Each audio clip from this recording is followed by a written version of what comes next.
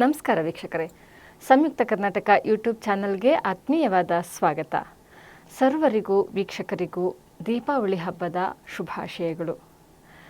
ದೀಪಾವಳಿ ನಮ್ಮ ಹಿಂದೂ ಧರ್ಮದಲ್ಲಿ ಒಂದು ಪ್ರಸಿದ್ಧವಾದ ಹಬ್ಬ, ದೀಪಗಳ ಹಬ್ಬ, ದೀಪೋತ್ಸವ. ಎಷ್ಟೊಂದು ಹೆಸರು ಇದಕ್ಕೆ. ಕತ್ತಲೆಯನ್ನು ದೂರ ಮಾಡಿ ಅಥವಾ ಅಂಧಕಾರವನ್ನು ದೂರ ಮಾಡಿ ಬೆಳಕನ್ನು ನೀಡುವ, ಜ್ಞಾನವನ್ನು ನೀಡುವ ಹಬ್ಬವೇ ದೀಪಾವಳಿ. ಅಶ್ವಯುಜ ಮಾಸದ ಅಮಾವಾಸ್ಯೆಯಂದು ದೀಪಾವಳಿ ಹಬ್ಬವನ್ನು ನಾವು ಆಚರಿಸ್ತೇವೆ. ರಾಮನ ವಿಜಯೋತ್ಸವವನ್ನು ನೆನೆತೇವೆ. ಈ ದೀಪಾವಳಿಯ ವಿಶೇಷತೆಗಳೇನು? ಇದರ ಕುರಿತು ಸಾಕಷ್ಟು ಮಾಹಿತಿಯನ್ನು ನಮಗೆ ನೀಡಲಿಕ್ಕೆ ನಮ್ಮ ಸ್ಟುಡಿಯೋಗೆ ಆಗಮಿಸಿದ್ದಾರೆ ಬೆಂಗಳೂರು ತ್ಯಾಗರಾಜನಗರದ ಶ್ರೀ ವಜ್ರಕ್ಷೇತ್ರ ದೇವಸ್ಥಾನದ ಸಂಸ್ಥಾಪಕರಾಗಿರುವಂತಹ ಶ್ರೀಯುತ ಡಾಕ್ಟರ್ SR ವಾದಿರಾಜ್ ಆಚಾರ್ ಅವರು. ಗುರುಗಳೇ, ಕಾರ್ಯಕ್ರಮಕ್ಕೆ ಆತ್ಮೀಯವಾದ ಸ್ವಾಗತ. ಎಲ್ಲರಿಗೂ ಕೂಡ ದೀಪಾವಳಿ ಶುಭಾಶಯಗಳು. ಗುರುಗಳೇ, ಮೊದಲನೇದಾಗಿ ದೀಪಾವಳಿ ಹಬ್ಬ ಅಂದ ತಕ್ಷಣ ನಮಗೆ ನೆನಪಾಗೋದು ನಮ್ಮ ಪೌರಾಣಿಕ ಇತಿಹಾಸ ಏನು ಹೇಳುತ್ತೆ, ಯಾಕೆ ಈ ಹಬ್ಬಕ್ಕೆ ಇಷ್ಟೊಂದು ಮಹತ್ವ ಅನ್ನುವಂಥದ್ದು. ದೀಪಾವಳಿ ಹಬ್ಬ ಶ್ರೇಷ್ಠವಾಗಿರತಕ್ಕಂಥ ಅನೇಕ ಧಾರ್ಮಿಕ ಆಚರಣೆಗಳ ಮಧ್ಯದಲ್ಲಿ ಬರ್ತಕ್ಕಂಥ ನಮ್ಮ ಹಿಂದೂಗಳಿಗೆ ಅನೇಕ ಹಬ್ಬಗಳಿದೆ. ಇದರಲ್ಲಿ ಪ್ರಸಿದ್ಧವಾಗಿರತಕ್ಕಂಥ ಕೆಲವು ಹಬ್ಬಗಳಲ್ಲಿ ದೀಪಾವಳಿಯು ಬಹಳ ಮಹತ್ವವನ್ನು ಪಡೆದಿರತಕ್ಕಂಥದ್ದು. ಇದಕ್ಕೆ ಪಂಚಪರ್ವ ಕಾಲ ಅಂತ 5 ದಿವಸಗಳ ವಿಶೇಷವಾದ ಹಬ್ಬವನ್ನು ಹೇಳ್ತಾರೆ. ನಮ್ಮಲ್ಲಿ ಪ್ರಕೃತಿ ದತ್ತವಾಗಿರ್ತಕ್ಕಂಥ ಎಲ್ಲದಕ್ಕೂ ಪೂಜೆಗಳು ನಡೆಯುತ್ತೆ. ಅದರಲ್ಲಿ ಮೊದಲನೇದಾಗಿರ್ತಕ್ಕಂಥದ್ದು ಪ್ರಕೃತಿಯ ಸೊಬಗನ್ನು ಹೆಚ್ಚು ಮಾಡತಕ್ಕಂತಹ ಒಂದು ತುಳಸಿಯ ಒಂದು ಕಟ್ಟೆಯಲ್ಲಿ ಪ್ರತಿ ದಿವಸ ಈ 4 ತಿಂಗಳು, ಚಾತುರ್ಮಾಸ್ಯದ 4 ತಿಂಗಳಲ್ಲಿ ಭಜನೆ ನಡೆಯುತ್ತೆ. ಅದಕ್ಕೆ ಮೊದಲನೇದಾಗಿರ್ತಕ್ಕಂತಹ ತುಳಸಿ ಪೂಜೆಗೆ ಬಹಳ ಒಂದು ಮಹತ್ವ ಇದೆ. ಮೊದಲು ತುಳಸಿ ಪೂಜೆಯನ್ನು ಮಾಡಿ ಅಲ್ಲಿ ಗೋವತ್ಸ ದ್ವಾದಶಿ ಅಂತ ಹೇಳಿ ದ್ವಾದಶಿಯ ದಿವಸ ಬೆಳಗ್ಗೆ ಹಸುವಿನ ಕರೆದು ಎಲ್ಲ ಸಾಯಂಕಾಲದಲ್ಲಿ ಗೋಧೂಳಿ ಮುಹೂರ್ತದಲ್ಲಿ ಪೂಜೆ ಮಾಡೋ ಪದ್ಧತಿ ಇದೆ. ಆದರೆ ಈ ಗೋವತ್ಸ ದ್ವಾದಶಿಯಲ್ಲಿ ಬೆಳಗ್ಗೆ ಪೂಜೆ ಮಾಡಬೇಕಾಗತ್ತೆ. ಬೆಳಗ್ಗೆ ಹಸುವಿನನ್ನು ಕರೆದು ಅದಕ್ಕೆ ಉಪಚಾರಗಳನ್ನು ಮಾಡಿ ಅದಕ್ಕೆ ಅಲಂಕಾರಾದಿಗಳನ್ನು ಮಾಡಿ ಪೂಜಾದಿಗಳನ್ನು ಮಾಡಲಿ. ಬೇರೆ ಬೇರೆ ಪ್ರಾಂತ್ಯಗಳಲ್ಲಿ ಬೇರೆ ಬೇರೆ ವಿಧಾನದಲ್ಲಿ ಪೂಜೆಯನ್ನು ಮಾಡ್ತಾರೆ. ನಮ್ಮ ಕಡೆ ಗೋಪೂಜೆಯನ್ನು ಮಾಡಿ ಅದಕ್ಕೆ ಆಹಾರವನ್ನು ಕೊಟ್ಟು ಗೋಗ್ರಾಸ ಅಂತ ಹೇಳಿ ಕರೀತಾರೆ.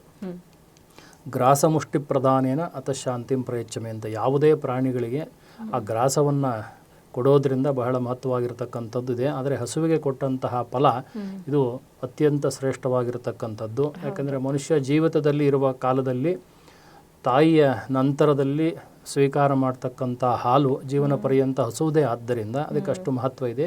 ಗಾವೋ ವಿಶ್ವಸ್ಯ ಮಾತರಹ ಅಂತ. ಹಾಗಾಗಿ ತಾಯಿಯ ಪೂಜೆ ಮೊದಲು ಹೇಗೆ ಮಾಡ್ತೀವೋ ಅದೇ ರೀತಿಯಾಗಿ ಹಸುವಿನ ಪೂಜೆಯನ್ನು ಮಾಡ್ತಕ್ಕಂಥದ್ದು. ಇದಕ್ಕೆ ಗೋವತ್ಸ ದ್ವಾದಶಿ ಅಂತ ಹೆಸರಿದೆ.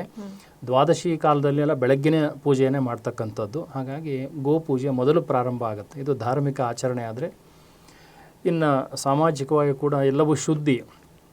ಮನೆಯಲ್ಲಿ ಪ್ರತಿ ದಿವಸ ಅನೇಕ ಯಾವುದಾದ್ರೂ ಅಶಾಂತಿಗಳಿಂದಿದ್ದಾಗ ಅದಕ್ಕೆ ಮನೆಯಲ್ಲಿ ಗಂಜಲ ಹಾಕಿ ಸಾರಿಸೋದು ಅಥವಾ ಗೋಮಯ ಅಂತ ಹೇಳಿ ಕರೀತಾರೆ, ಸಗಣಿಯಿಂದ ಶುದ್ಧಿ ಮಾಡ್ತಕ್ಕಂಥದ್ದು.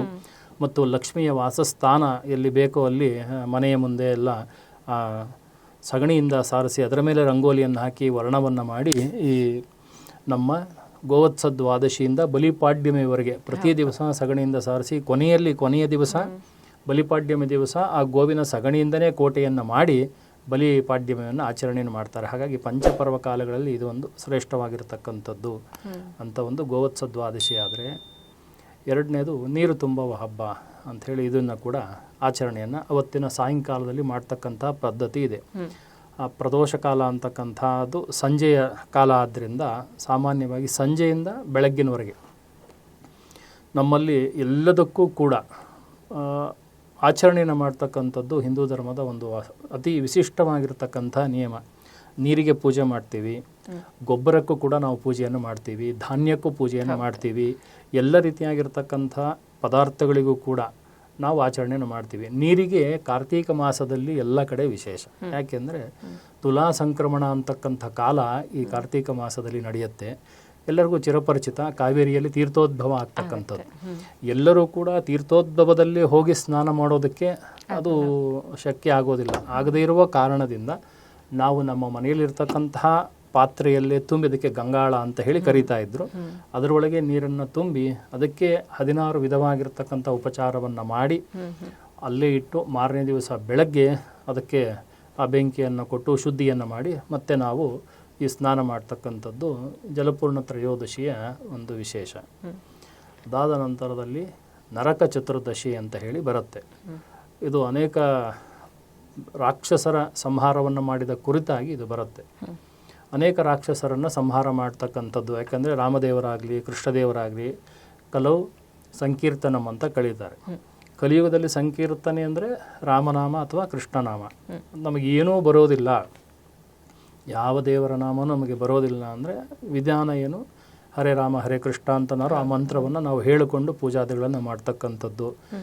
ಯಾಕೆಂದರೆ ನಮಗೆ ತಿಳಿದಂಗೆ ರಾಮದೇವರು ಅಥವಾ ಶ್ರೀಕೃಷ್ಣ ಪರಮಾತ್ಮ ಇಬ್ಬರೂ ಕೂಡ ವಿಶೇಷವಾಗಿ ಅತ್ಯಂತ ದೈತ್ಯರನ್ನು ಸಂಹಾರಗಳನ್ನು ಮಾಡಿದ್ದಾರೆ ಅನ್ನತಕ್ಕಂಥ ವಿಶೇಷ. ಹಾಗಾಗಿ ರಾಮಕೃಷ್ಣ ಮಂತ್ರದಿಂದ ನಾವು ಕೊನೆಯ ಪಕ್ಷ ಆ ನೀರನ್ನು ಸ್ನಾನ ಮಾಡ್ತಕ್ಕಂಥದ್ದು ಒಂದು ವಿಶೇಷ. ಇದೇ ರೀತಿಯಾಗಿ ನರಕ ಚತುರ್ದಶಿ ಆಚರಣೆ, ನರಕಾಸುರ ಅಂತಕ್ಕಂಥ ಒಬ್ಬ ಅಸುರ ಇದ್ದ ಅಂತ ಹೇಳ್ತಾರೆ. ಅವನು ಭೂದೇವಿಯ ಮಗ ಅಂತ ಕೂಡ ಒಂದು ಪ್ರತೀತಿ ಇದೆ. ಭೂಮಿಯಲ್ಲಿ ಬಿಡುವ ಈ ಸವಳು ಭೂಮಿ ಅಂತ ಏನು ಕರೀತಾರೆ ಅದೆಲ್ಲ ನಡೆಯುತ್ತೆ. ಆ ಸವಳು ಭೂಮಿಯಲ್ಲಿ ಏನೂ ಬೆಳೀಲಿಕ್ಕೆ ಸಾಧ್ಯ ಇಲ್ಲ ಅಂತ, ಅಂದರೆ ಜೇಡಿ ಮಣ್ಣಿನೊಳಗೆ ನಾವು ಏನೂ ಬೆಳೆಯೋಕ್ಕೆ ಸಾಧ್ಯ ಇಲ್ಲ, ಆ ಥರ ಭೂಮಿ. ಹಾಗಾಗಿ ನಾವು ಮೊದಲು ಮಾಡ್ತಕ್ಕಂಥದ್ದು ಆ ಮಣ್ಣಿನಿಂದನೇ ಗಣೇಶನ ಮೂರ್ತಿಯನ್ನು ಮಾಡೋದು. ಮತ್ತೆ ಪುನಃ ಅದು ಆಷಾಢ ಮಾಸದಿಂದ ಪ್ರಾರಂಭ ಆಗುತ್ತೆ. ಪ್ರತಿ ಮಾಸದಲ್ಲೂ ಒಂದು ಮಣ್ಣಿನ ಪೂಜೆ ಇದೆ. ಇದು ಕೊನೆಯಲ್ಲಿ ಇದೆಲ್ಲವೂ ಸೇರಿ ಮತ್ತೆ ದೀಪ ಆಗುತ್ತೆ. 4 ಮಾಸದಲ್ಲೂ ಮಣ್ಣನ್ನು ಸಂಗ್ರಹಣೆ ಮಾಡಿ ಆಷಾಢ ಮಾಸದಿಂದ ಈ ಆಶ್ವೀಜ ಮಾಸದವರೆಗೆಲ್ಲ ಸಂಗ್ರಹಣೆ ಮಾಡಿ ಕೊನೆಯಲ್ಲಿ ಮಾಡ್ತಕ್ಕಂಥದ್ದು ದೀಪ. ಅದಕ್ಕೆ ಪ್ರಣತೆ ಅಂತಾರೆ, ದೀಪ ಅಂತಾರೆ. ಇದನ್ನು ಅಜ್ಞಾನ, ಮೊದಲೇ ಹೇಳಿದಾಗೆ ಅಜ್ಞಾನವನ್ನೆಲ್ಲ ಪರಿಹಾರ ಮಾಡಿ ಜ್ಞಾನದ ಜ್ಯೋತಿಗೋಸ್ಕರವಾಗಿ ಬೆಳೀತಕ್ಕಂತಹ ದೀಪ ಅಂಥೇಳಿ ಕರೀತಾರೆ. ಹೀಗೆ ಅಜ್ಞಾನ ನಾಶವನ್ನು ಮಾಡ್ತಕ್ಕಂತಹ ನರಕ ಅಂತಕ್ಕಂಥ ಒಂದು ಅಜ್ಞಾನ, ಅವನ್ನೆಲ್ಲವನ್ನು ನಾವು ಪರಿಹಾರ ಮಾಡ್ತಕ್ಕಂಥದ್ದಕ್ಕೋಸ್ಕರವಾಗಿ ಆ ಚತುರ್ದಶಿಯನ್ನು ಆಚರಣೆಯನ್ನು ಮಾಡ್ತಕ್ಕಂಥದ್ದು.